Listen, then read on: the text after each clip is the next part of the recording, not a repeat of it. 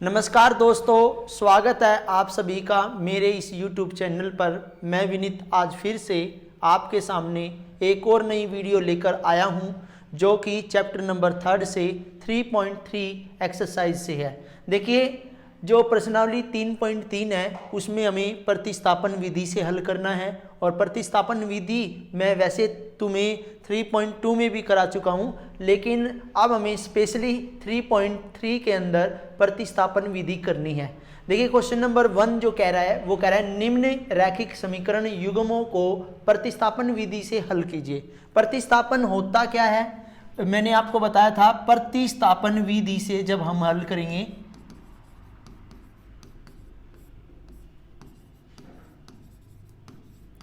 तो समीकरण हमारे पास दो है। जैसे फर्स्ट पार्ट हम कर रहे हैं, समीकरण एक हमारा क्या है, x प्लस वाई बराबर 14 और x माइनस वाई बराबर 4।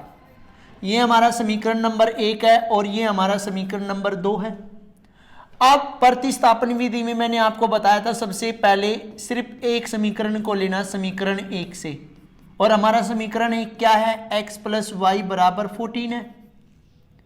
अब हमें इसमें क्या करना है, या तो x का मान निकालना है और या y का मान निकालना है। तो x बराबर 14 माइनस, देखिए ये प्लस का y है, इधर आके किसका हो जाएगा, माइनस का।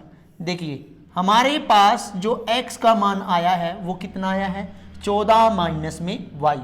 अब इस x के मान को आपने समीकरण नंबर 2 में रखना है। क्यों रखना है, क्योंकि ये हमने समीकरण 1 से निकाला है, इसलिए यहां लिखेंगे x का मान समीकरण 1 से निकाला तो किस में रखेंगे, 2 में रखने पर। अब हमारे पास समीकरण नंबर 2 देखो क्या है, x माइनस वाई बराबर में 4। अब यहां पे देखिए x का मान, जहां ये x है इसकी जगह पे हमें क्या रखना है, 14 माइनस वाई माइनस में y बराबर 4।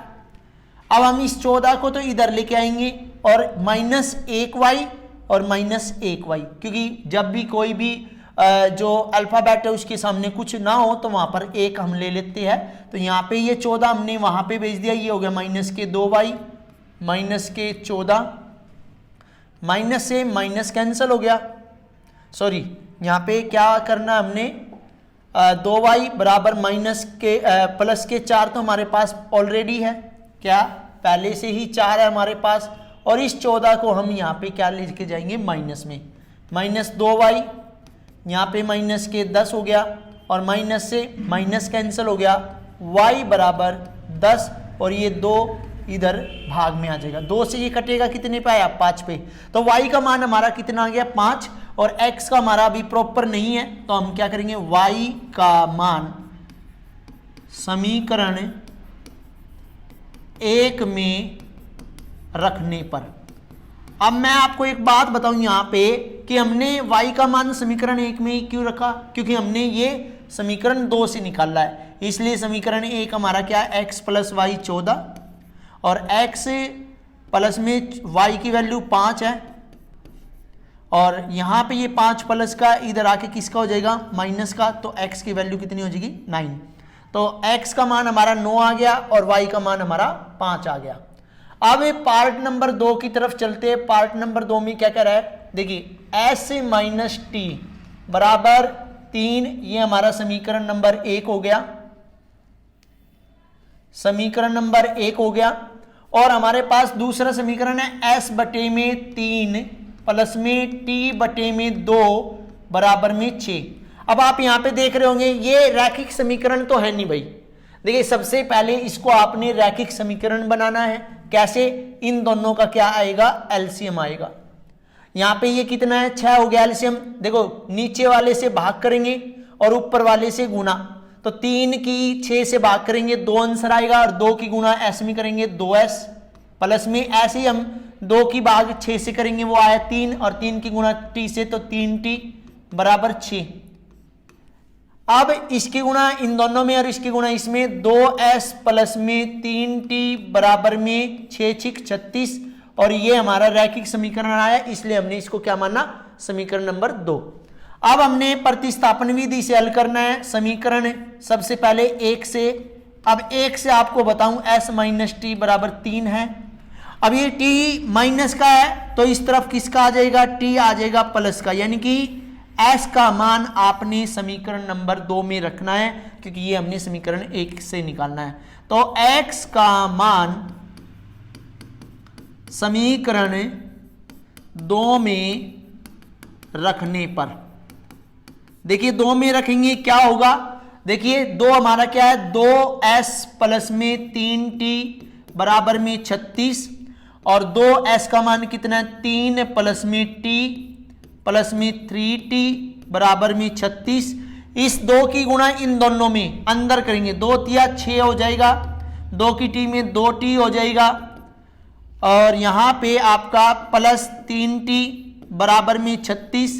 अब देखिए 2t और 3t ये दोनों मिलके कितना हो गया, 5t और ये 6 इधर में है, इधर जाके ये माइनस का हो गया और 5t बराबर हो गए यहाँ पे 30 और t बराबर 30 और ये इधर गुणा में है तो हमारा ये भाग में आ जाएगा। ये आंसर हमारा कितना आ गया, 6। t का मान कितना आया, 6। t का मान किस में रखेंगे हम, समीकरण नंबर 1 में। t का मान समीकरण 1 में रखने पर, देखिए भाई समीकरण नंबर 1 क्या है, s माइनस टी बराबर 3 है और s माइनस टी की वैल्यू 6 बराबर 3 और s बराबर 3 प्लस में 6 और s बराबर 9, यानी कि हमारा s का मान 9 आया, t का मान कितना आया, 6। इसी तरह अब हमें पार्ट नंबर 3 करना है। पार्ट नंबर 3 कैसे करना है, देखिए ये कह रहा है पार्ट नंबर 3 में 3x माइनस वाई बराबर में 3, 9x माइनस 3y बराबर में 9। ये हमारा समीकरण 1 है और ये हमारा समीकरण 2 है। वही वाली बात समीकरण 1 से, अब 1 से क्या करोगे, 3x माइनस वाई बराबर 3 है। अब क्या करेंगे 3x, अब ये माइनस का है, यहां पे क्या हो गया प्लस का और हमें x का मान निकालना है 3 प्लस वाई बटे में 3। ये हमारा कितना हो गया, x का मान। और x का मान अब हमें क्या रखना है, x का मान समीकरण 2 में रखने पर, देखिए समीकरण 2 में रखने पर क्या होगा, समीकरण नंबर 2 लिखिए, 9x माइनस 3y बराबर में 9 और x की जगह पे क्या लिखोगे आप, 3 प्लस में y बटे में 3 माइनस 3y बराबर में 9। देखिए 3 से ये 9 कट जाएगा कितने पे, 3 पे, और इस 3 की गुणा इन दोनों में, 3 तिया 9 प्लस में 3y माइनस में 3y बराबर में 9। अब हम देखिए यहाँ पे 3y माइनस 3y और इस 9 को इधर लेके आएंगे तो यहाँ पे देखिए 3y में से 3y गए 0 और 9 में से 9 गए 0। तो यह समीकरण संभव नहीं है, क्योंकि या तो x का मान या y का मान कुछ तो आता नहीं है, ठीक है।